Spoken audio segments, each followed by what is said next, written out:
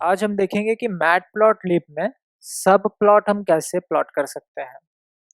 Last video में हमने देखा था कि bar graph, line graph, histogram, pie chart हमने ये सब कैसे प्लॉट किया था। इसमें देखेंगे कि सब प्लॉट क्या होता है ग्राफ मैटप्लॉटलिब में।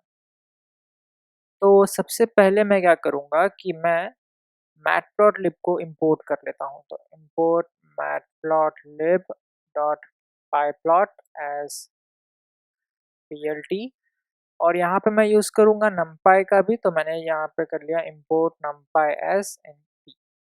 ये दोनों को मैंने यहाँ पे जो है import कर लिया है।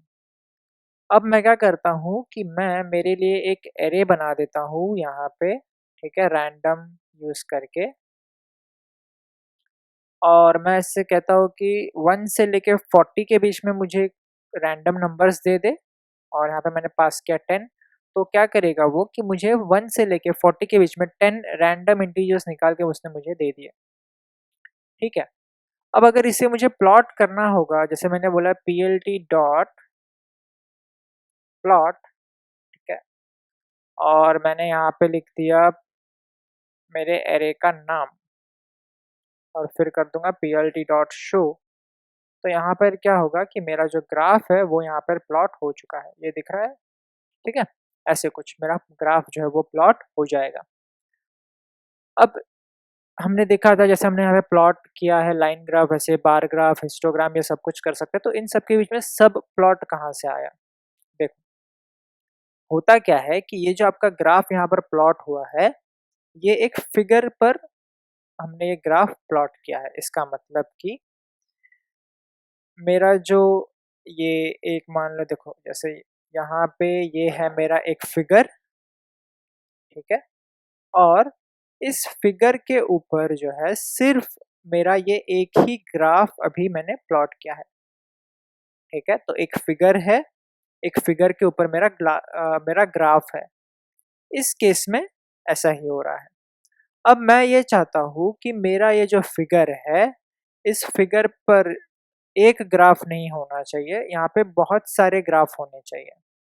तो मैं क्या करूँगा कि ये जो मेरा फिगर है, मैं इसे डिवाइड कर दूंगा कुछ रोस में और कुछ कॉलम्स में। जैसे कि यहाँ पे मैंने अपने जो मेरा ये जो फिगर है, इसको डिवाइड किया मैंने 2 रोस और 2 कॉलम्स में। अब क्योंकि मैंने इसको 2 रोस और 2 कॉलम्स में इसको मैंने डिवाइड किया है, तो मेरे पास यहाँ पर 4 पोजीशंस मिल गए। ठीक है, जहाँ पे मैं मेरे ग्राफ को प्लेस कर सकता हूँ। तो अब यहाँ पे क्या होगा कि मेरे पास ऑप्शन है कि मैं यहाँ पे मेरे ग्राफ को जो है डिफरेंट डिफरेंट पोजीशंस पर प्लॉट कर सकता हूँ। तो हो सकता है कि मैं यहाँ पे सारे अलग अलग ग्राफ को एक ही फिगर में प्लॉट कर दूँ, यहाँ पे ऐसे। ठीक है, ऑप्शन है मेरे पास।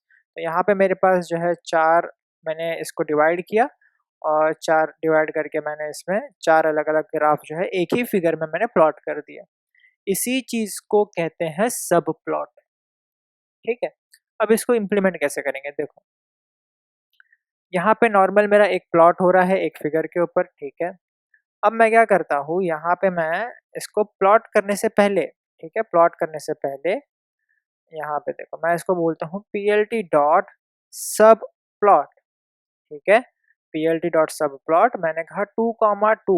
ठीक है, अब ये 2,2 क्या है? ये कहता है कि 2 रोज और 2 कॉलम्स में मैंने मेरे फिगर को डिवाइड किया है और इसको डालना है फर्स्ट पोजीशन पर, यानी कि ये जो मेरा प्लॉट का है इसको डालना है फर्स्ट पोजीशन पर। तो देखो ये आ गया मेरे फर्स्ट पोजीशन पर, कुछ अगर ऐसा।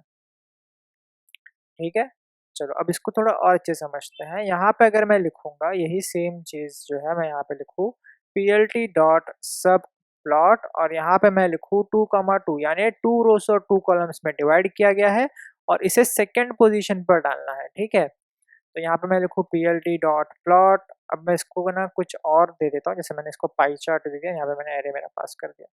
तो यहाँ पर आप देखोगे तो यहाँ पे मेरा जो सेकेंड पोजीशन है मेरे फिगर का, उसके यहाँ पर जो है मेरा पाई चार्ट आ गया है। अब ये पोजीशन क्या है?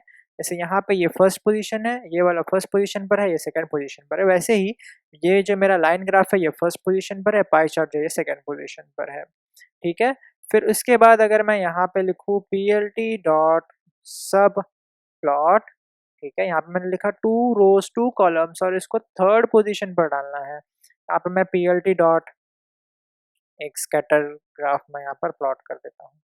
देखो यहाँ पे मुझे कुछ एक एरर आ गया। अच्छा, यहाँ पे मुझे स्कैटर के लिए यहाँ पे मुझे y देना पड़ेगा ना। ठीक है, चलो एक काम करते हैं, यहाँ पे मैंने दिया एरे का अ, यहाँ पे मैं दे देता हूँ 0 से लेके कितने वैल्यू है 10, 0 से लेके 5 तक दे दिया मैंने x वैल्यूज, और y वैल्यूज के लिए मैंने यहाँ पे दे दिया 5 से लेके आगे तक पूरा। ठीक है, तो यहाँ पे मेरे ऐसे कुछ स्कैटर प्लॉट भी आ गए।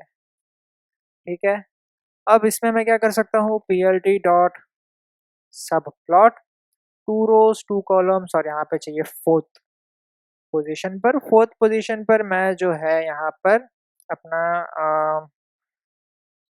लाइन ग्राफ ही प्लॉट कर देता हूँ। चलो लाइन ग्राफ प्लॉट, यहाँ पे मैंने लिखा है एरे, इसका मैं कलर चेंज कर देता हूँ, कलर इज इक्वल टू इसको मैं रेड कर देता हूँ। ठीक है, देखो ऐसे कुछ। तो यहाँ पे देख रहा है कि मैंने एक ही फिगर में मैंने मेरे 4 डिफरेंट ग्राफ्स को प्लॉट कर दिया। सिंटैक्स बहुत सिंपल है, सब प्लॉट लिखना है, रोज बताना है। तो यहाँ पे मेरा जो पैरामीटर है वो कुछ इस तरह से जाता है, पहले रो जाएगा, फिर हमें बताना पड़ेगा कॉलम और फिर बताना पड़ेगा पोजीशन। ये 3 चीजें हैं। ठीक है, तो first position, second position, third position, fourth position यहाँ पे मैंने बता दिया। डिपेंड करता है, पोजीशन डिपेंड करता है हमने इसको कितने में डिवाइड किया है। ठीक है, ऐसे।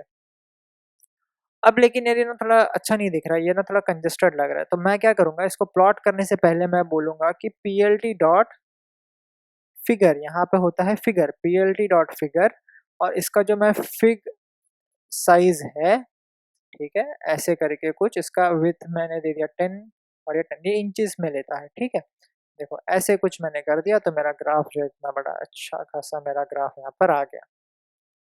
ठीक है, तो ये मेरा होता है सब प्लॉट।